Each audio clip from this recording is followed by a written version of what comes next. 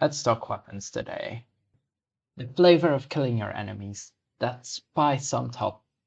At the moment, that spice is salt. Just salt. And maybe that salt is coming from me, because I'm not really happy with the weapon design in D&D at the moment. For those with no idea what I'm talking about, it's just about the lackluster weapon design in D&D 5e that I'm talking. D&D is a big game, big RPG, in which you fight monsters and explore, and yeah, talk and roleplay and blah blah blah. But combat is one of the main things, and weapons are one of the main things in combat. So weapons are one of the main things in D&D. And for being one of the main things, I find them kind of boring. Why is that? There's a couple of reasons. I've got the weapons list behind me for quick reference. Well, the real reason I wanted to make this video is because I wanted to talk about the lack of difference between these weapons. What do I mean with lack of difference? Well, you have your simple melee weapons here, right? Simple melee weapons are weapons not used by really many, because most people that will fight with weapons get the martial melee weapons, or just martial weapons in general, and because they do more damage, people will choose those. But if you were to use simple melee weapons, you have a couple choices, and immediately you can see a few problems with this. If we take a look at the club and we take a look at the sickle, for example, well, it's not a random example, because you'll see that they are the exact same thing. They are both 1d4 damage, they weigh the same, and they're both light. Now, I skipped the bludgeoning versus slashing damage, and the cost and the name, which are in fact different, but the name is pure flavor. I can name this club, I don't know, a stick, or something I just find in an apocalyptic thing, just like a random pipe that I find on the ground. So that doesn't really matter. The cost of your weapon doesn't really matter that much too. I mean, weapons don't cost that much in general. Every adventuring party will probably be able to get together, like, what's the most expensive item? For a greatsword, 50 GP. That's quite some money. Here, 75 GP. That's quite some money, but any adventuring party should be able to gather that much money. So the difference between 1 GP and 1 SP is, I mean, it's 90 cents. So 9 silver pieces, I think. Might not even be that much. Yeah, I don't know. It matters that little that I don't even know after playing years and years of this game. And then the weapon, or the damage type, rather, it doesn't matter either. Well, some of you might be saying that it does matter, but it doesn't. How many monsters have resistance against bludgeoning but not piercing, or slashing but not bludgeoning? How many monsters have vulnerabilities against some of these? because most of them either have no vulnerabilities or resistances, or they just have resistance or immunity against non-magical bludgeoning, piercing, and slashing. So it doesn't matter. You could just as well leave these behind. And most people do. Most people on their character sheet don't even write out this part. They just leave it behind because it doesn't matter. At the table, they don't say, oh yeah, my great club does 4 bludgeoning damage. No, they say it does 4 damage point. Yeah. And it's really sad because there's so much cool stuff here that we can do so much with as DMs. For example, let's go back to the damage type. This can be so useful in making armor better, together with making weapons better. Because historically speaking, some armor types are better against certain damage types. If we take a look at chainmail, chainmail is quite good at protecting the user from slashing damage. Because you can't get a slash through those small rings. But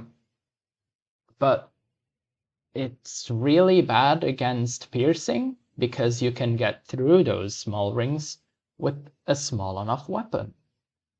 So if we were to take these weapons and say, well, let's say for chainmail then,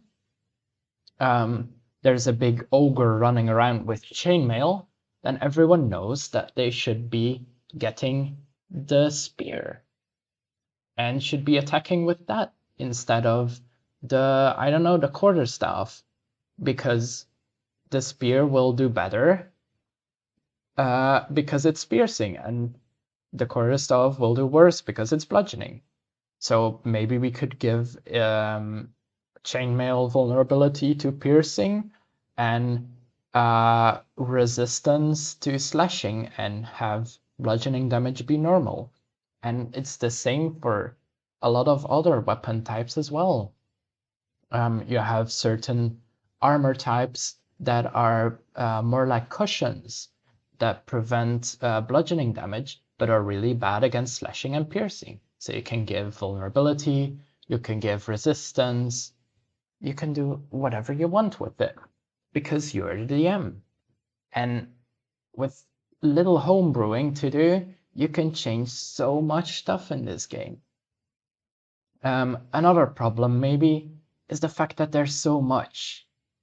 Like, there's so many weapons in here, and most people don't even know about certain weapons. Why? Because of the same problem. Why would you choose, I don't know, why would you choose a flail if you could use a battle axe? Because the flail does 1d8, the battle axe does 1d8, but if you have 2 hands free, it could be 1d10. And bigger number, better. So you choose the battle axe. People won't even think about using the flail. So you could just scrap this. Because it doesn't matter. It honestly doesn't matter. And it goes up for so many other things in this list. Why would you choose 1d12 damage over 2d6? Well, maybe you would change this out because of the GP cost, which, I mean, at low levels I maybe couldn't blame you, but for higher levels you would obviously just pick the greatsword because this is way more damage than this. And it's still a game of numbers. And again, I'm really quite sad because there's so much that you could do with this. And they've tried. They've tried with words like finesse and reach and versatile to change the weapons a bit, to make them feel more unique to use. And it doesn't really work.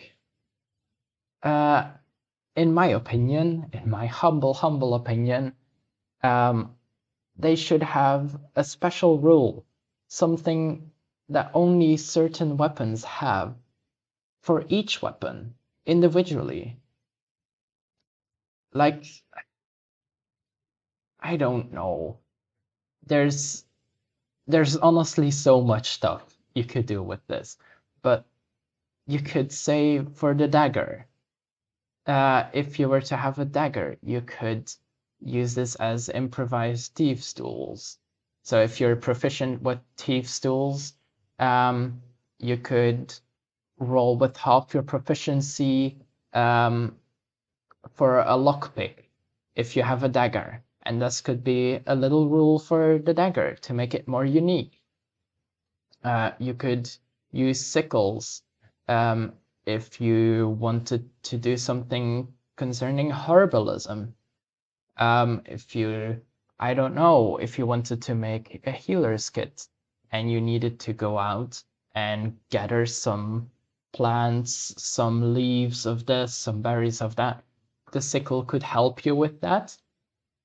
And you could get a bonus to making healer's kits, for example. And I mean, honestly, I won't go over all of them because there's so many, but you can think of certain things like that yourself and write them into the weapons. And little things like that won't overpower your weapons. You don't need to be afraid of that because if you keep them really simple like that, if you just say, well, you get a little bonus to this, you get a little bonus to that, they won't break your game. Well, maybe if you really go wild with it, like my example with the damage types, that might be a certain thing that throws the balance off in your game. Well, then just see how the balance goes with the new rule and change your game accordingly. If your players like it, then you keep it and you just, I don't know, make stronger monsters, make more monsters, and there's no problem anymore. So go out, make more interesting weapons, and have more fun games. That was a horrible outro. Bye.